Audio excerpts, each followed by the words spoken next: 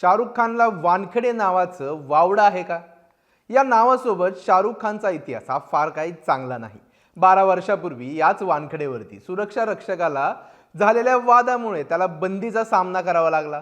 त्यानंतर आर्यन खान प्रकरणातही याच आडनावामुळे शाहरुख खानची झोप उडाली होती. शाहरुख खानला वानखेडे नावाचं वावडं आहे. या नावासोबतच शाहरुख खानचा इतिहासही काही फार चांगला नाही. 12 वर्षांपूर्वी याच वानखेडेवरती सुरक्षा कर्मचाऱ्यासोबत झालेल्या वादामुळे त्याला बंदीचा सामना करावा लागला होता. त्यानंतर आर्यन खान प्रकरणातही याच आडनावामुळे शाहरुख खानची झोप उडाली होती. त्यात शाहरुख खानचा KKR संघाचं देखील वानखेडेशी वावडं होतं. कारण 2012 नंतर KKRला वानखेडे काही सर करता आला नव्हता. वानखेडेवरती KKRने तब्बल 10 सामने खेळले, त्यात फक्त 1 विजय मिळवला होता. मात्र आता 12 वर्षानंतर म्हणजेच 2012 नंतर KKR पहिल्यांदाच मुंबई इंडियन्सच्या बालेकिल्ल्यात जिंकली आहे.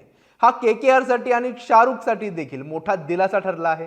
सामन्याबद्दल बोलायचं झालं तर KKRने वानखेडेवरती सुरुवात काही चांगली झाली नव्हती.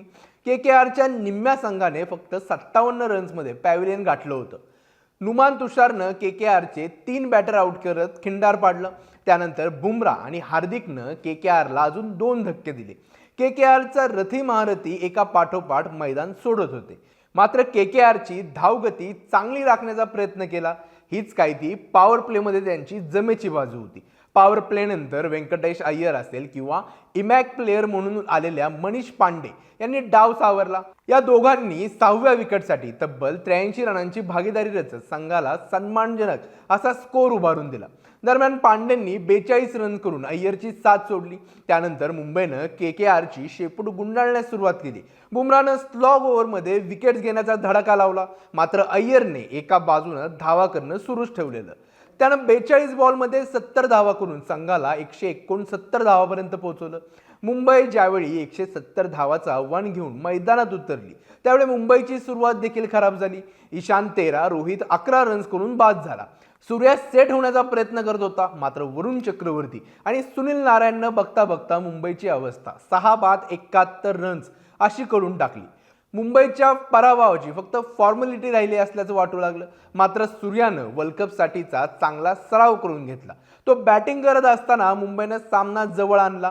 त्याला साथ देणारा टीम डेव्हिड देखील चांगली झुंज देत होता. त्यामुळे KKRची धाकधूक वाढली होती. अखेर आंद्रे रसेल KKRच्या मदतीला धावून आला. त्याने सूर्याला 56 रन्सवरती बाद केलं. रसेलला साथ देण्यासाठी आता मिचेल स्टार्क आला होता. त्याने 19व्या षटकात आधी 24 रन्स खेळणाऱ्या टीम डेव्हिडला आउट केलं. पाठोपाठ पियुष चावलाची शिकार केली आणि षटकाच्या 5व्या चेंडूवरच कॉर्जीचा त्रिफळा उडवत KKRच्या विजयावरती शिक्कामोर्तब केलं.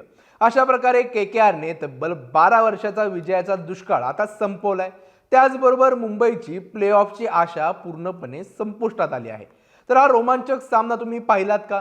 तुम्ही हा सामना पाहिला असेल तर तुमची या सामन्याबद्दल काय निरीक्षणं आहेत आम्हाला कमेंट करून जरूर कळवा. तुम्ही हा व्हिडिओ यूट्यूबवरती पाहत असाल तर सकाळचं यूट्यूब चॅनल जरूर सबस्क्राईब करा आणि फेसबुकवरती पाहत असाल तर लाईक आणि शेअर करायला विसरू नका. महाराष्ट्रातील सर्व बातम्यांचे विश्वासार्ह व्यासपीठ सकाळच्या सर्व सोशल मीडिया प्लॅटफॉर्मला लाईक, फॉलो आणि सबस्क्राईब करा. तसंच सर्व नोटिफिकेशनसाठी बेल आयकॉन प्रेस करायला विसरू नका.